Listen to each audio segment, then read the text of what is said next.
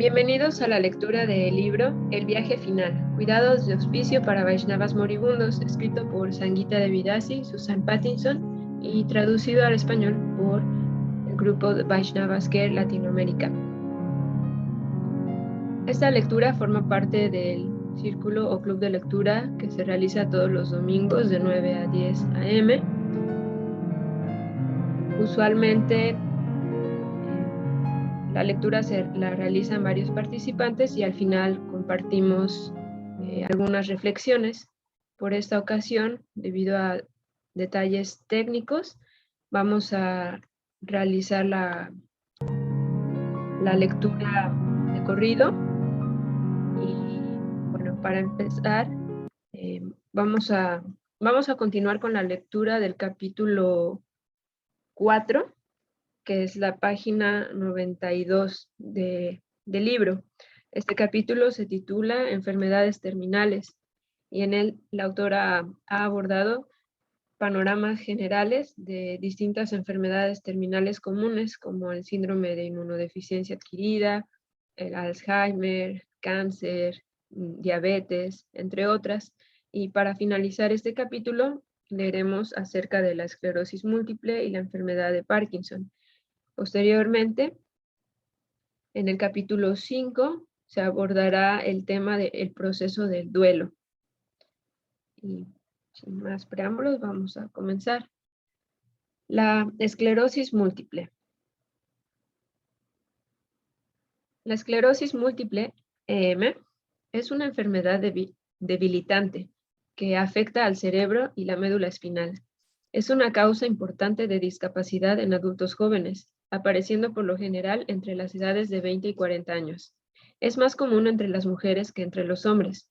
Hay 5 tipos principales de EM que abarcan desde síntomas relativamente leves que no empeoran y no provocan discapacidad permanente, hasta el deterioro progresivo sin periodos de remisión.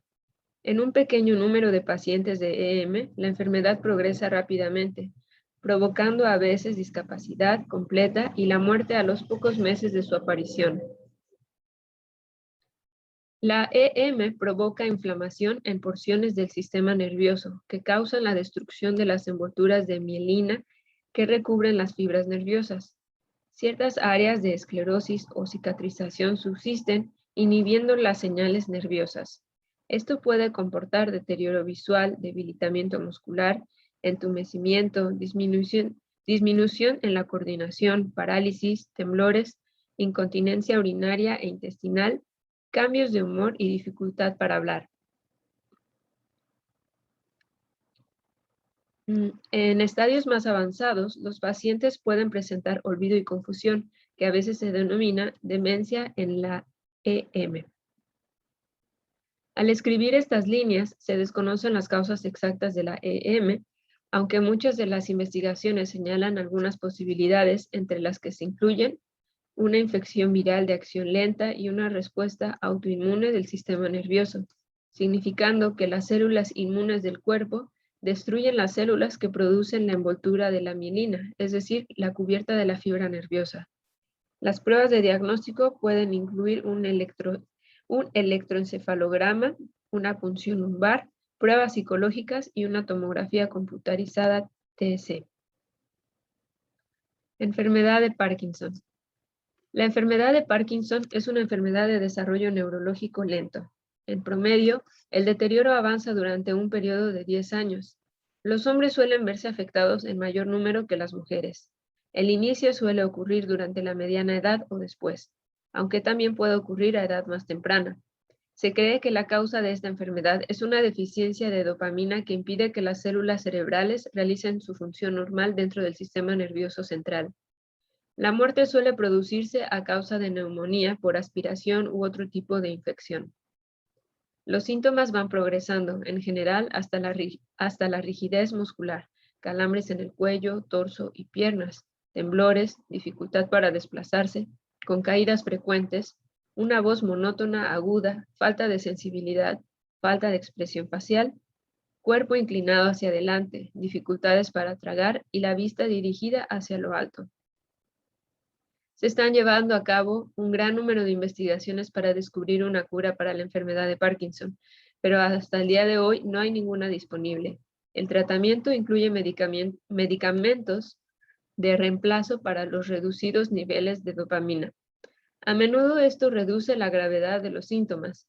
También se emplea la fisioterapia para mantener un tono muscular normal. En algunos casos, los pacientes pueden optar por la neurocirugía, pero esta opción se adopta por lo general cuando el paciente es comparativamente joven y por lo demás saludable. La cirugía no es una cura y se lleva a cabo por razones paliativas para ayudar a aliviar síntomas. Es necesaria una gran cantidad de apoyo espiritual y emocional para los pacientes con esta cruel y debilitante enfermedad. En conclusión, espero que este capítulo les haya aportado suficiente información para servir como arranque desde donde recopilar información más detallada sobre el tema que nos ocupa.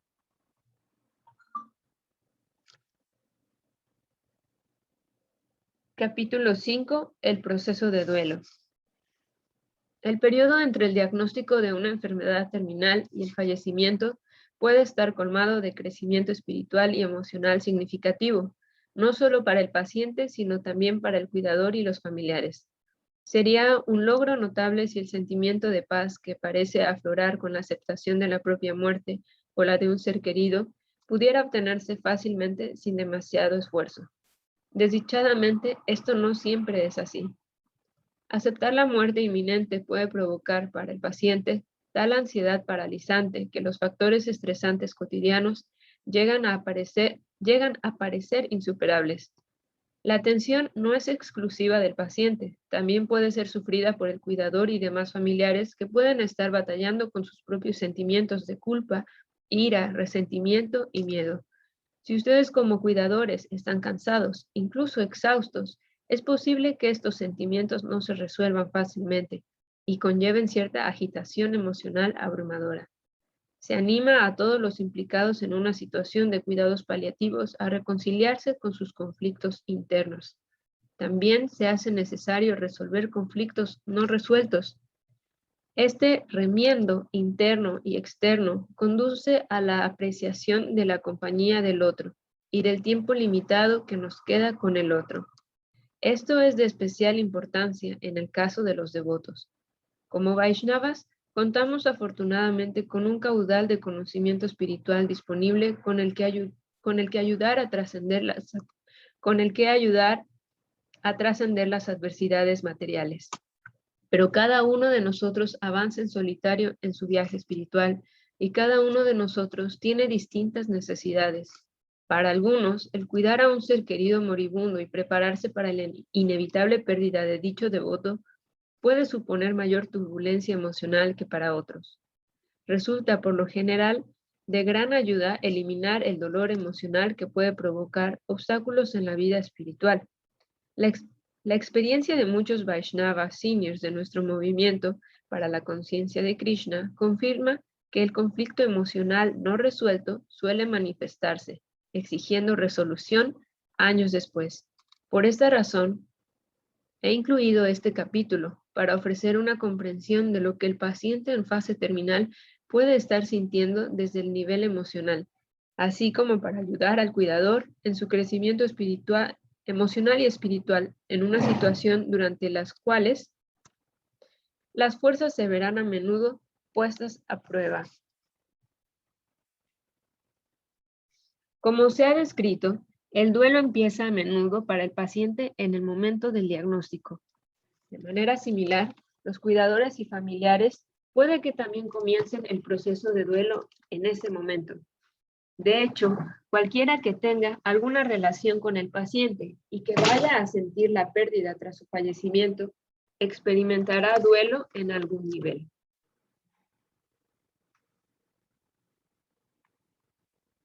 Al igual que la conciencia de Krishna, es un proceso que cuenta con pasos necesarios para conseguir una mayor comprensión. El duelo también se contempla como un proceso que conduce a la aceptación de la propia muerte o la muerte eventual de alguien cercano. Este concepto, que comprende varias etapas de la muerte, Fue descrito ampliamente por la doctora Elizabeth Kubler-Ross, que inició su labor pionera con pacientes en fase terminal hace muchos años. La doctora Kubler-Ross pasó décadas cuidando a moribundos, jóvenes y viejos, y descubrió un hilo común de pensamiento emocional que experimentaban todos los que se enfrentaban a la muerte inminente. Pueden verse reacciones de duelo similares no solo en los moribundos, sino también en aquellos que han sufrido un acontecimiento traumático, como un divorcio o cualquier acontecimiento que altere la vida en el que percibimos grandes pérdidas. Como describe Kubler-Ross, las etapas del duelo son negación, ira, negociación, depresión y aceptación. Es importante señalar que no todos los pacientes en fase terminal viven todas estas etapas o las recorren según el orden expuesto. Por ejemplo, he visto pacientes que eran pasivos por naturaleza y tenían fuertes creencias religiosas. Por lo tanto, nunca sintieron ira cuando se les informó que le quedaban menos de 6 meses de vida. Otros pacientes estaban deprimidos un día e iracundos al siguiente. Estas etapas no son inamovibles y desde luego la persona que está en fase terminal tiene el derecho a reaccionar en su propia y única manera. De modo similar, los cuidadores, familiares y amigos íntimos pueden vivir estas etapas del duelo según sus características individuales. A veces el paciente puede alcanzar la etapa de aceptación, mientras que un familiar sigue teniendo dificultades con su ira. Por ejemplo, tuve un paciente de 76 años que se había esforzado mucho para aceptar su muerte inminente tras sufrir una insuficiencia cardíaca congestiva. Este hombre fuerte y cariñoso, que era ministro bautista, dedicó los días que le restaban de vida a consolar a sus hijos adultos, que desdichadamente permanecieron enfadados incluso tras su muerte. A continuación, se describen cada una de las 5 etapas del duelo en el orden en que por lo general se cree que suceden. Negación. Cuando a alguien se le comunica que tiene una enfermedad terminal, la reacción inicial es a menudo la negación. Muchas veces es también la reacción de los seres queridos. La negación se emplea como mecanismo de defensa para protegerse de las noticias capaces de alterar nuestra vida que nos parecen abrumadoras. Es normal y no es más que un modo de ajustarse.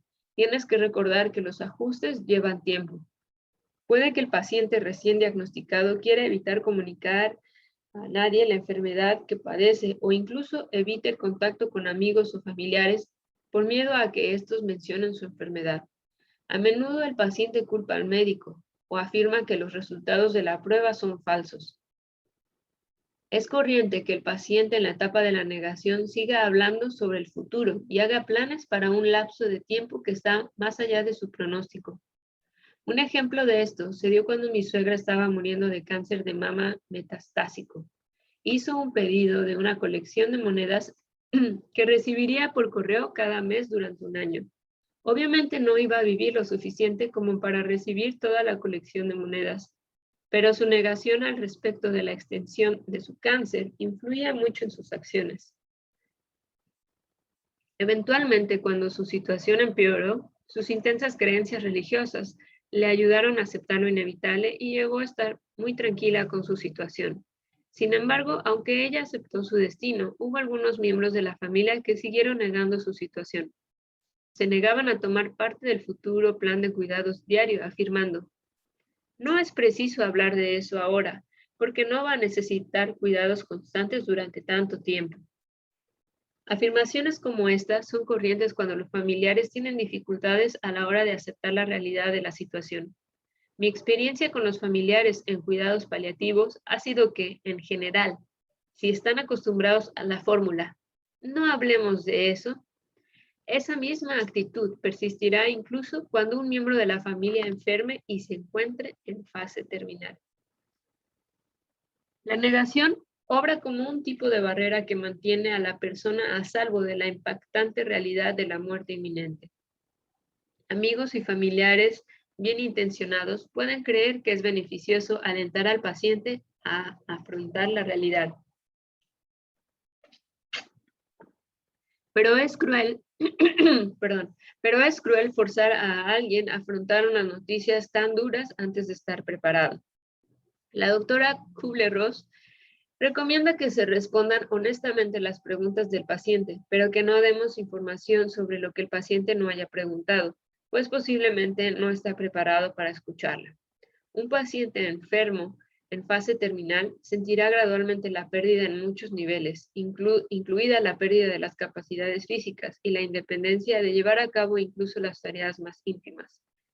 La persona que está muriendo también siente la pérdida de toda una vida de planes y esperanzas.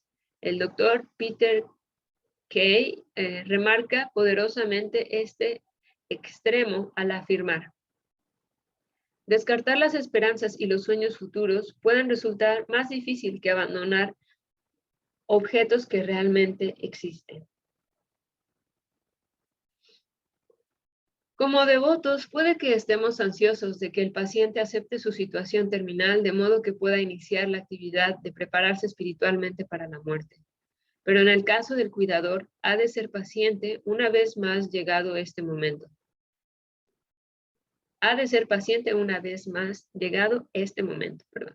Sin embargo, la negación continuada puede resultar eventualmente inadecuada y perjudicial para el que afronta una muerte inminente. La negación se vuelve inadecuada si no permite al paciente adaptarse a la enfermedad o cuando perjudica otros ajustes, como los cambios prácticos, financieros, emocionales y espirituales. Su persistencia se vuelve dañina cuando provoca angustia adicional al propio paciente, familia y cuidador. También puede resultar dañina cuando retrasa que el paciente acepte tratamiento paliativo, como es el caso de la medicación contra el dolor. Confía en tus instintos y sabrás cuando la negación de tu paciente se está alargando más allá del tiempo debido. Hablar con un paciente o ser querido que se encuentra en fase de negación sobre la muerte inminente debe realizarse de manera delicada y bondadosa. Para comprobar la extensión de la negación del paciente, pregúntale: ¿puedes decirme lo que el médico ha dicho sobre tu enfermedad? Esta misma pregunta puede ajustarse para comprobar la fase de negación de un ser querido. Hay que recordar que existen muchas capas intrincadas en la fase de negación de cada persona. Cada cubierta ha de alzarse con sumo cuidado. Sin embargo, eso no significa que se le ofrezcan falsas esperanzas de recuperación. Si se engaña a un paciente, puede que pierda la confianza en sus cuidadores cuando empiece a sentirse más débil. También puede que contribuya a evitar que resuelvan cualquier asunto pendiente. Esta etapa no le resulta nada fácil al cuidador. Hay una línea muy fina entre destapar suavemente la negación de alguien y el mantenerlo engañado. Siempre me ha parecido útil decirles a mis pacientes en esta etapa: desde luego, el Señor siempre puede intervenir, pero en la situación presente, tus informes médicos demuestran que padeces una enfermedad muy grave. De este modo, nunca les quito completamente la esperanza, que es algo que la doctora Kubler-Ross sugiere, pero tampoco los engaño nunca.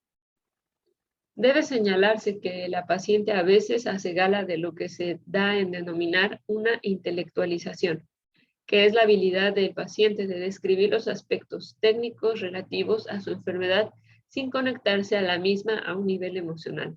Por ejemplo, puede ser capaz de explicar a su pareja que su cáncer ha metastatizado el hígado, pulmones y hueso. De hecho, puede verbalizar este hecho de manera realista y dar la impresión a los que la rodean que ha aceptado el pronóstico. Aún así, esta persona sigue en la fase de negación. Como cuidadora, apoya al paciente y ayúdale a comprender su destino desde el nivel emocional, de modo que pueda empezar su duelo. Si cuentas con la ayuda de una agencia de cuidados paliativos, pídele a la enfermera de cuidados paliativos que intervenga en caso de que la fase de negación se prolongue, convirtiéndose en un problema, ya sea en relación al paciente o a los familiares. Una enfermera de cuidados paliativos con experiencia será capaz de confrontar a los implicados, de modo que los cuidados paliativos y la comodidad del paciente no se vean obstaculizados. Con el tiempo, la mayoría de los pacientes llegan a un punto en el que la negación ya no les sirve. y verbalizar sus temores les ofrece un cierto alivio.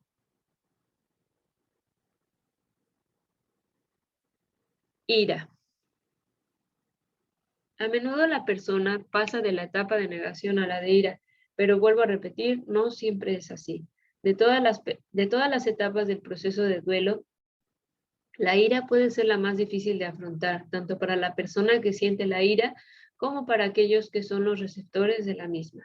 Puede que el paciente se descomponga al darse cuenta de la cercanía de la muerte. Los familiares y amigos íntimos pueden encolerizarse al darse cuenta de que alguien querido para ellos pronto desaparecerá. En consecuencia, la ira puede provocar una perturbación en el sistema de apoyo, alejando a familiares y amigos. No es infrecuente que una enfermedad terminal provoque una reestructuración de los familiares, así como un cambio de roles. El tiempo dedicado previamente a algunos familiares puede verse reducido, mientras que otros puede que pasen más tiempo juntos, cuidando y visitando al paciente enfermo. Aunque la buena comunicación permite a todos los involucrados ajustar estos cambios, la ira debilita las comunicaciones sanas entre los seres queridos. Para el paciente, la etapa de la ira puede ser el momento de las preguntas. ¿Por qué a mí? ¿O por qué el Señor me hace esto a mí? La ira también puede ser un modo de enmascarar el miedo. Como cuidador que pasa mucho tiempo con el paciente, serás de modo natural el receptáculo de mucha de esta ira. A su vez, esto puede causarte ira a ti, pues sientes que no se te aprecia y que se te trata injustamente. Si eso ocurre, has de recordar que el paciente no está enfadado contigo, sino con la situación en la que se encuentra. El paciente se está volviendo más dependiente de ti y de los demás cada día que pasa.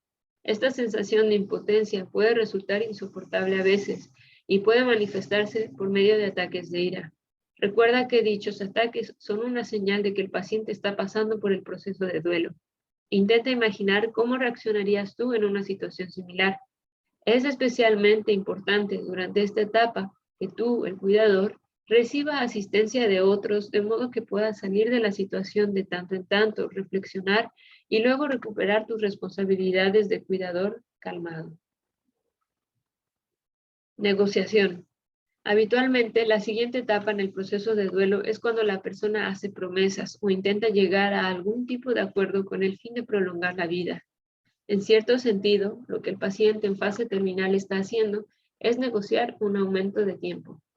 A veces se elevan promesas al Señor, especialmente cuando el paciente siente que no ha estado a la altura de las exigencias espirituales que se esperaban de él. Por ejemplo, el paciente ora: si me dejas vivir un poco más, dedicaré más tiempo a leer las Escrituras. No solamente se harán promesas al Señor, también se hacen promesas a los miembros de la familia, de cambiar los malos hábitos actuales con la esperanza de prolongar la vida. Puede que intente sanar una relación dañada, pensando que así Dios se satisfará y le concederá su deseo de vivir más. La etapa de negociación es una fase muy desafortunada para el paciente y es dolorosa de contemplar para el cuidador. Como ocurre con las demás etapas, los seres queridos puede que también experimenten un tipo de negociación, creyendo que les permitirá más tiempo con el paciente. Como cuidador, anima al paciente y a los que le aman a verbalizar sus sentimientos. Negociar se asocia a veces con la culpa. Si el objeto de culpa se comunica y aborda, puede servir para resolver esta etapa de manera más sencilla. Una vez más, es necesaria una buena comunicación para reducir la ansiedad de todos los implicados.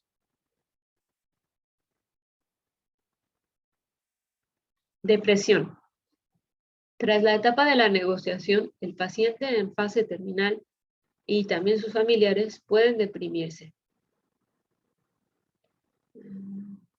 La depresión es el primer paso en la comprensión de que la muerte pronto va a producirse. Para el paciente, esto aparece normalmente cuando los síntomas empeoran, se encuentra más débil y es más dependiente de los demás.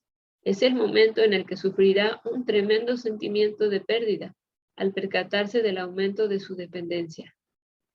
Como ocurre con las demás etapas de duelo, el cambio de los papeles familiares desempeña un papel clave en la depresión. así como la carencia de una ocupación o el servicio devocional en particular al que el paciente estuviera especialmente atraído. Más allá de los sentimientos de depresión reactiva debido a estos tipos de pérdidas, la persona vive lo que recibe el nombre de depresión preparatoria, al darse cuenta de que la muerte inminente se acerca. A veces resulta difícil distinguir entre un paciente deprimido y uno padeciendo una enfermedad avanzada, porque muchas de las señales de la depresión, como pueden ser la dificultad para dormir, descenso del apetito, debilidad y fatiga, aparecen en ambas situaciones. Si la persona tiene un historial previo de depresión, no es infrecuente que la experimente durante la fase terminal. Sin embargo, incluso cuando la persona no presenta ningún historial de depresión, aún así puede deprimirse durante esta etapa de su labor de duelo. De manera sorprendente, las menciones al suicidio no son necesariamente señales de depresión del paciente moribundo. Simplemente pueden ser un modo de comunicar a los demás la grave angustia emocional que está sobrellevando. También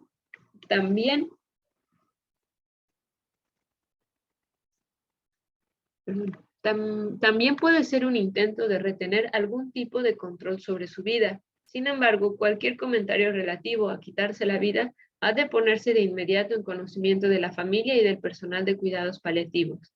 En cualquier caso, estar tristes durante un tiempo es una parte natural del morir para el alma condicionada y puede ser necesario para alcanzar la etapa de la aceptación. Una vez más, las habilidades de escucha y la empatía del cuidador son esenciales. A menudo, sin embargo, esta etapa de duelo es sosegada. Puede que alguien que esté muriendo solo necesite tu presencia silenciosa, pero fuerte, como fuente de alivio.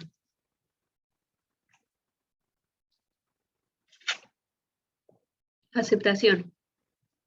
La fase final del duelo es la de aceptación. Llega el momento del valor y la paz interior, tanto para el paciente como para los familiares que lo sufren. La paciente moribunda es capaz de centrarse de verdad en el yo real y desapegarse de los acontecimientos mundanos que le rodean. La comunicación verbal disminuye. Puede que también exprese cierto desapego hacia los seres queridos. Esto suele resultar emocionalmente traumático para aquellos incapaces de entender lo que está viviendo el paciente. A menudo he explicado a las familias en cuidados paliativos que durante esta etapa es como si el paciente tuviera un pie en este mundo y el otro en el siguiente. Tras muchísimos esfuerzos, por fin está preparado para afrontar la muerte.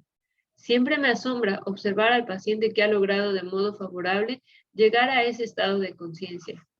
Para un Vaishnava es el más glorioso de los momentos, pues ha completado su labor de duelo y ahora es libre para concentrarse plenamente en recordar al Señor. A veces el paciente puede que exprese el deseo de estar solo. Como cuidadores, hemos de respetar y facilitar la necesidad de soledad del paciente. Esos momentos de privacidad son preciosos para aquel que está afrontando la muerte. Mientras el paciente sea capaz de manifestar sus deseos, es mejor permitir el cumplimiento de sus deseos. En el caso del paciente Vaishnava, se le ha de preguntar si desea escuchar una cinta de Vayan, o si alguien puede visitarlo y cantar suavemente Hare Krishna o leer en voz alta algún libro de las escrituras. A medida que el paciente va calmándose y entrando en una situación más interna, la atmósfera de la habitación debe reflejar su conciencia. Por las noches se reducirá la iluminación. Las voces, cantos y música sonarán suave y pacíficamente. Uno de los deberes del cuidador durante esta etapa es explicar a los seres queridos que el silencio del paciente refleja tranquilidad y un sentimiento de paz que proviene de la entrega a la voluntad del Señor. Es el momento de regocijarse por el Vaishnava que ha llegado hasta este periodo de la preparación para la muerte. Tras referirnos al modo en que los adultos suelen sobrellevar las 5 etapas del duelo, es preciso que giremos nuestra atención a un grupo mucho más joven, que puede responder de manera distinta al duelo anticipatorio.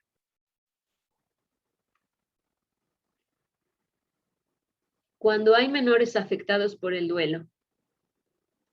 Por lo general, los niños Vaishnavas escuchan hablar de la muerte y el morir desde temprana edad porque la preparación de la conciencia para el momento de la muerte es parte integral de la filosofía de la conciencia de Krishna. Sin embargo, cuando un niño tiene que vivir la muerte de alguien cercano, tendrá su propia comprensión de la situación según edad, desarrollo cognitivo y nivel de madurez emocional. Se entiende que los niños también pasan por el duelo. Cuando alguien ha estado presente constantemente en la vida del niño, éste sentirá la ausencia cuando su cuidador fallezca. Puede que el niño llore con más frecuencia, no pueda dormir y a veces no haya modo de consolarlo. Ser sostenido y acunado cuando el niño sufre el duelo y llora, le convencerá de que todavía es amado y está a salvo. Los niños muestran duelo más por medio de la conducta que con las palabras. Por ejemplo, es probable que un niño que se apene fácilmente se esté sintiendo confuso, pero carece de las palabras para verbalizar su incertidumbre. Un niño que se enfada debido a la situación terminal del paciente es probable que se porte mal más frecuentemente, así como que pelee con los demás. Hay que estar alerta de las conductas que no se corresponden al carácter del niño, considerándolas muestra de sentimientos más profundos. Además, en el caso de los niños, el duelo puede aparecer en el juego. Los que están cerca del niño han de estar al tanto de aquellos juegos con temáticas relacionadas con la muerte y la inmortalidad. Las conversaciones que tienen los niños representando papeles pueden revelar emociones ocultas. Los dibujos también pueden revelar pensamientos y sentimientos que el niño es incapaz de verbalizar. A los niños se les debe permitir el sufrimiento del duelo a su manera particular, sin tener que atenerse a las ideas adultas relativas al duelo. Permitir al niño oportunidades de hacer preguntas sobre la situación terminal del paciente. Los niños piensan a menudo que la enfermedad que alguien padece y su muerte posterior son culpa suya. Puede que tengan sentimientos de culpa y necesiten que se les repita que ellos no provocaron la situación. La conciencia de Krishna ayuda a todo el mundo, independientemente de su edad, La conciencia de Krishna ayuda a todo el mundo, independientemente de su edad, a trascender el dolor material. Pero un niño en duelo necesita una enorme cantidad de sensibilidad emocional de nuestra parte, de manera que las cuestiones pendientes no reaparezcan cuando alcancen la edad adulta. A los niños les resulta a veces más fácil hablar de los hechos inquietantes cuando están ocupados psicológicamente realizando otras actividades, como jugando con juguetes o muñecas, o sin mirar directamente al adulto que está hablando con ellos.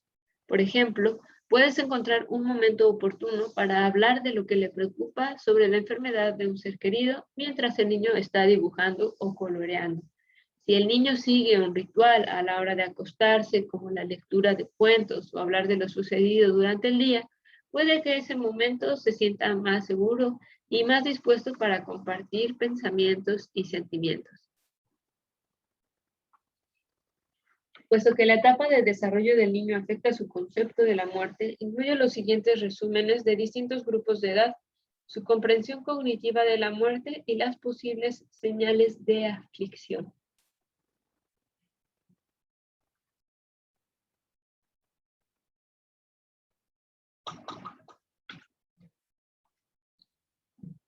Etapa de 2 a 4 años. Los niños a estas edades están centrados en sí mismos y piensan literalmente que el mundo gira a su alrededor. Se trata de la etapa preconceptual durante la cual son incapaces de entender los conceptos. Entienden la muerte como un abandono reversible y no permanente.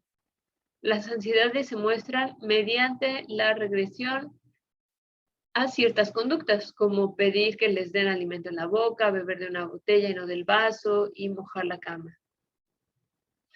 De 5 a 7 años. Los niños de esta edad poseen más independencia mientras exploran el mundo exterior del yo. Aumentan su empleo de lenguaje. Suelen hacer muchas preguntas. ¿Por qué? Los niños de esta edad pueden sentirse culpables porque vinculan pensamientos y hechos. Por ejemplo, si el niño alguna vez se enfadó y le deseó algún inconveniente al ser querido que ahora está enfermo en fase terminal, puede que se...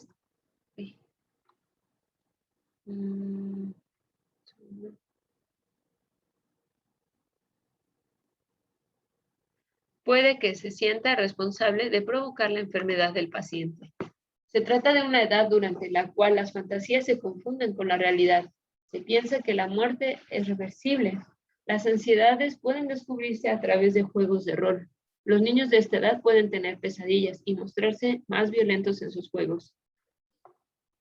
De 8 a 11 años. Los niños de esta edad están empezando a pensar de manera lógica. La muerte les parece un castigo. Empiezan a considerar la muerte como algo irreversible y final. Las ansiedades pueden causar problemas con su concentración en el colegio. Puede que se aíslen de los demás. Pueden tener dificultades para dormir. Es probable que les preocupe el modo en que la vida cambiará tras la muerte del ser querido. Por ejemplo, cuando llegan a preocuparse en exceso en el caso de que tengan que cambiar de domicilio o trasladarse a otra ciudad, dejando atrás a familiares y amigos. Estos ajustes se convierten en pérdidas secundarias al traumático suceso de perder a alguien que les era querido. De 12 a 18 años. Este grupo de edad es capaz de resolver problemas y también de pensar de manera abstracta. Son capaces de conceptualizar la muerte y de encontrarle sentido según sus propios términos, en combinación con lo que han aprendido durante la niñez. Las ansiedades se manifiestan como depresión e ira. Es posible que los adolescentes busquen aislarse cuando están en casa, pasando más tiempo en su habitación. A veces es más fácil para los niños de esta edad hablar sobre la situación con gente fuera de la familia.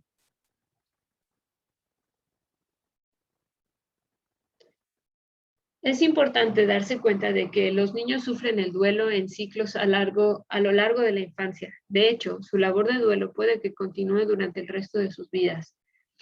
En cada nuevo nivel de desarrollo a lo largo de la infancia y la adolescencia, reprocesan los acontecimientos del pasado a través de las gafas de la recién adquirida madurez y capacidades cognitivas.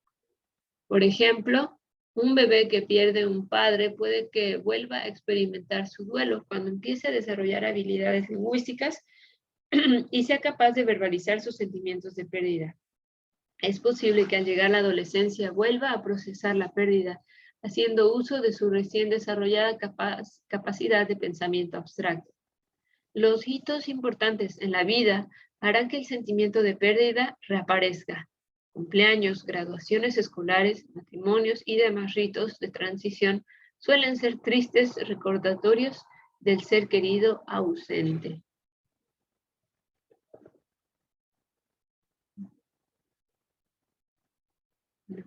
Hasta aquí llegamos con la lectura de esta grabación.